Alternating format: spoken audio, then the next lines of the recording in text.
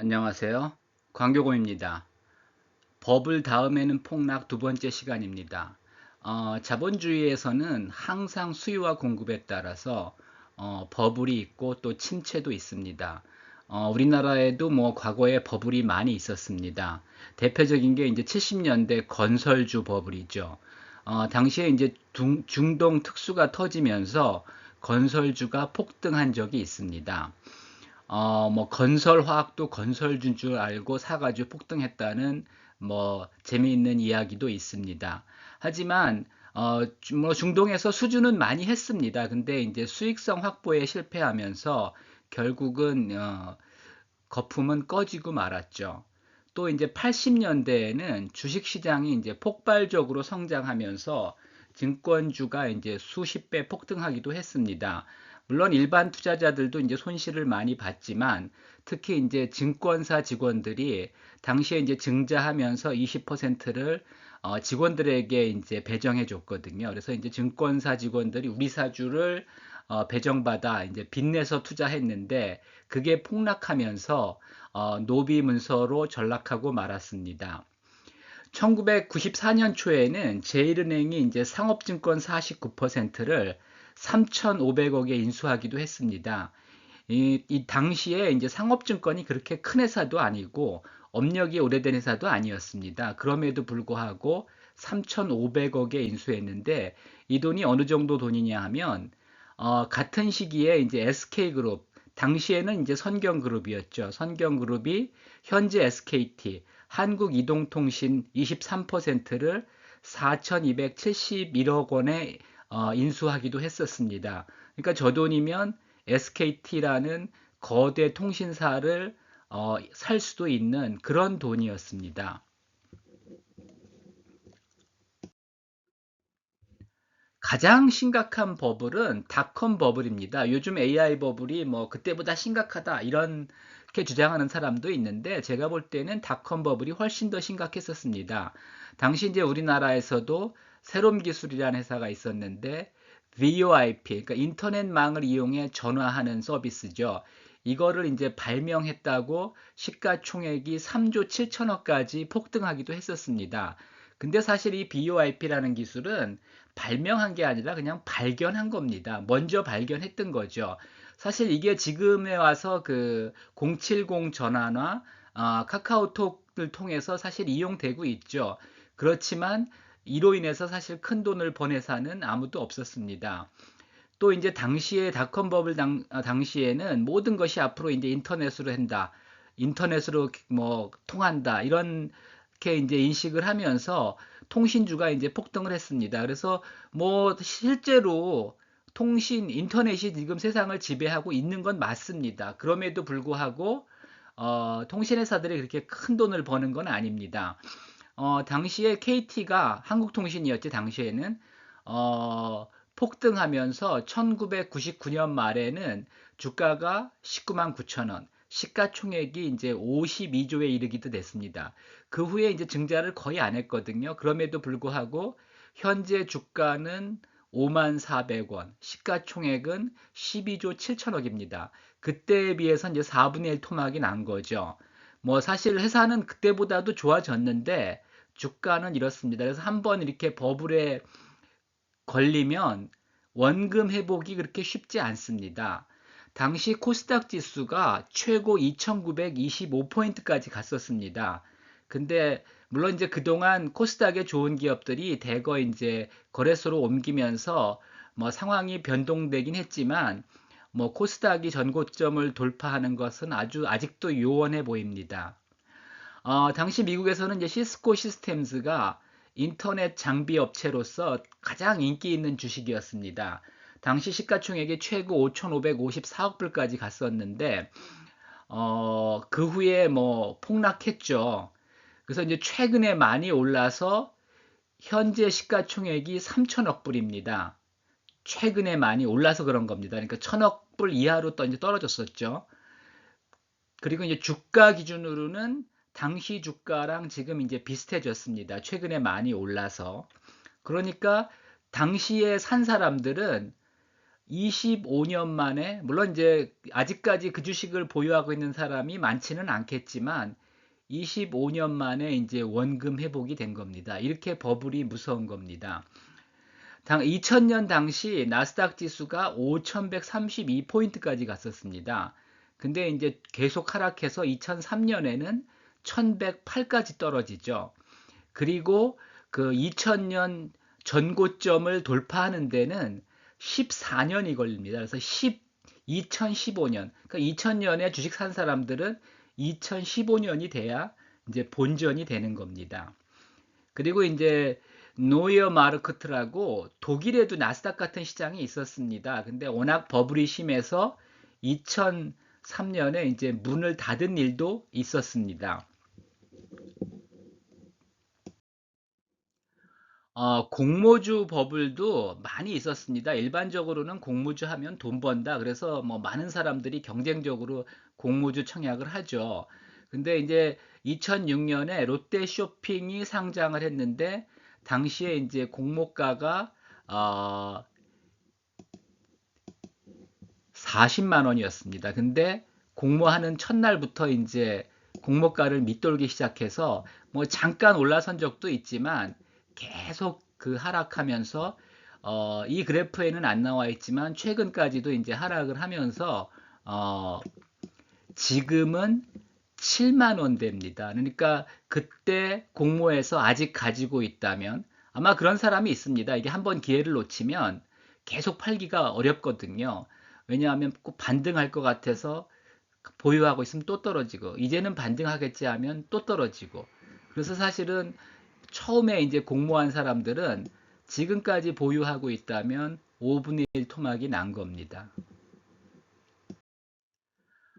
삼성생명이 2010년에 이제 상장을 했는데 당시 이제 엄청난 기대 속에 그 상장을 했습니다. 그래서 뭐 부자들도 굉장히 있는 돈 다 동원해서 청약하고 또 일반인들은 뭐 빚내서 청약하고 이런 사람들이 꽤 있었습니다.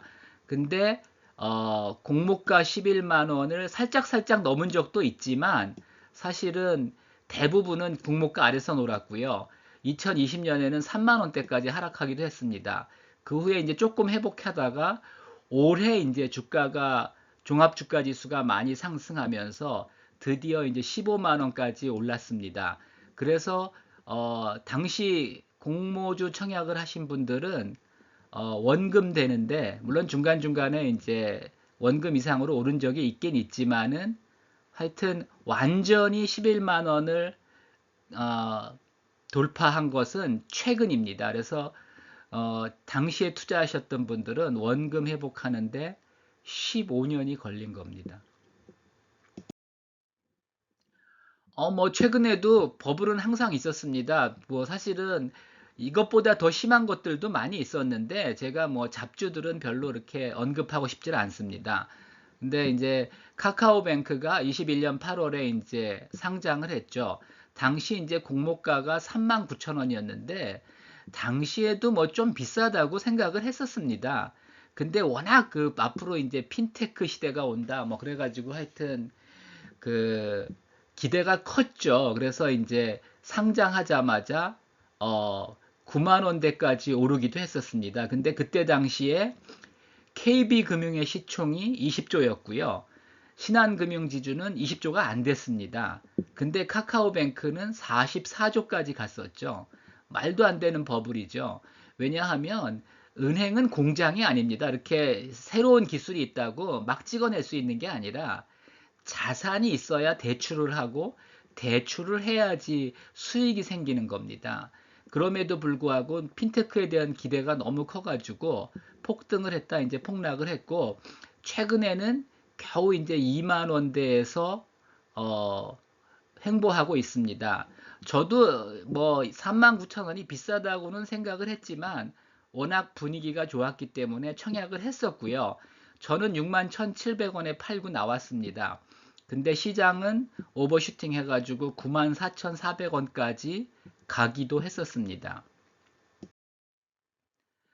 M&A 버블도 자주 일어납니다. 이렇게 이제 M&A를 하게 되면 서로 이제 경쟁적으로 살려고 하거든요. 그래서 이제 버블이 되는 경우가 많습니다. 2008년에 이제 대우건설을 산업은행이 대우건설을 매각했는데 그때 이제 여러 그룹들이 달려들어서 이제 M&A를 시도했죠. 금호가 이제 가장 비싼 값을 써가지고 인수를 했는데 당시에 대우건설 지분 72.1%를 6조 4,255억에 산 겁니다. 이걸 이제 100% 기준으로 하면 8조 9천억입니다. 물론 이제 당시에는 일시적으로 그 분양가 상한제가 폐지되고 분양가 규제가 이제 폐지돼 가지고 건설 회사들이 좀 이익을 많이 내고 있었을 때입니다. 하지만 이 정도 가치가 없었는데 서로 이제 경쟁을 하다 보니까 이렇게 비싸게 산 거죠. 그리고 이제 이게 LBO거든요. 이제 빚내서 투자하는 거. 그래서 이제 금호그룹이 결국은 그 빚을 감당하지 못하고 이제 위기에 빠지면서 산업은행의 37.16%를 다시 팝니다.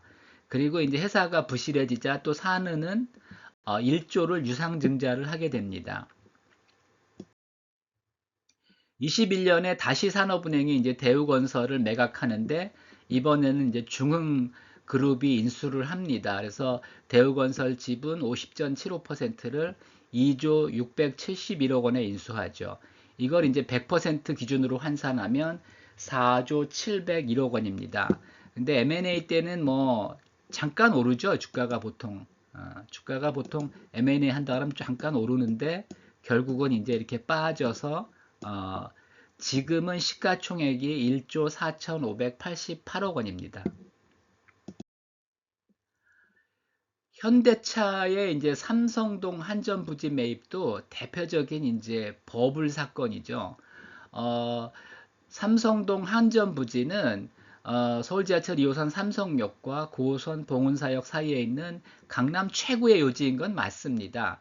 근데 이제 2만 4천 평의 땅을 2014년에 현대가 이제 10조 5,500억 원에 사죠. 이게 엄청난 돈입니다. 이 정도면은 수도권에 신도시도 건설할 수 있는 막대한 돈인데 왜 이렇게 현대는 비싸게 샀을까? 그리고 이 땅의 감정가는 3조 3,346억 원이었습니다. 현대가 이렇게 비싸게 산 게 이제 삼성과 경쟁을 하면서 삼성이 비싸게 입찰에 들어올 거다. 이런 가정하에 이제 비싸게 산 거죠. 그러니까 입찰가를 지른 거죠. 근데 삼성은 5조 8천억 정도를 쓴 걸로 알려지고 있습니다. 그러니까 현대차가 오버한 거죠.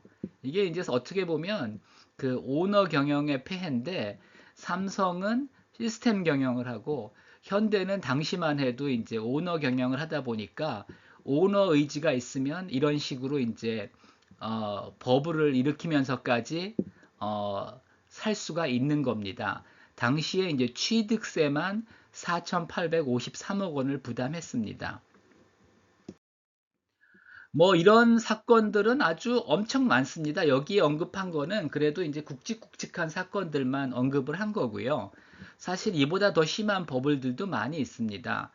결론은 어, 저는 이런 원칙을 가지고 있습니다. 일단 너무 비쌀 때는 사지 않는다. 그래서 이제 밸류에이션을 열심히 해야죠. PER, PBR, DCF, PIR 등 각종 지표를 다 사용해서 밸류에이션을 열심히 해야 됩니다. 그래서 너무 비쌀 때는 사면 안 됩니다. 또 폭등 후에 남들 돈 버는 거 보면 배 아파서 이제 뒤늦게 따라가시는 분들이 있죠. 이러면 안 됩니다. 또 이제 폭락 후에는 또 무서워서 파시는 분들이 있는데 망하지 않는다는 가정하에 폭락 후에 파는 것도 옳지 않습니다. 그 다음에 이제 주식을 샀는데 주가가 많이 빠지면 물타기들을 많이 하시죠. 저도 합니다. 근데 물타기는 주가가 충분히 조정받은 다음에 해야지 너무 일찍 물타기를 하면 오히려 이제 손실만 커집니다. 그리고 이제 주식이건 부동산이건 살 때도 과감하게 사고 팔 때도 과감하게 사야지 너무 좌고우면하면은 사지도 못하고 팔지도 못하고 그러면서 이제 손실만 늘어나게 됩니다. 뭐 항상 한두 종목에 이렇게 몰빵하면 안 되고요. 종목도 분산하고 매매 시기도 분산해야 됩니다. 종목 분산 당연한 거고요. 뭐 매매 시기도 분할 매수, 분할 매도를 통해서 분산하는 게 좋습니다. 그렇다고 너무 많은 종목에 분산하면 관리가 안 되고요. 또 이렇게 찔끔찔끔 매매하는 것도 이렇게 도움은 안 됩니다. 잘 모를 때는 그냥 CMA나 MMF 등 현금성 자산을 보유하는 게 좋습니다. 지금 25년 9월 말에 워렌 버펫의 버크셔 해더웨이는 현금만 3,816억 달러를 보유하고 있습니다. 이게 이제 현금이라는 건 여기서 이제 현금성 자산을 얘기하죠. 진짜 현금을 가지고 있는 건 아니고 뭐 CMA나 MMF 등을 이제 보유하고 있는 거죠. 근데 잘 모를 때는 현금을 보유하고 있는 게 가장 좋습니다. 근데 대부분의 투자자들은 현금 가지고 있으면 왠지 이제 손해 보는 것 같기 때문에 뭐든지 사고 싶고 또 실제로 삽니다. 그러시면 안 됩니다. 그러니까 잘 모를 때는 현금을 보유하는 게 가장 좋습니다. 참고하시기 바랍니다.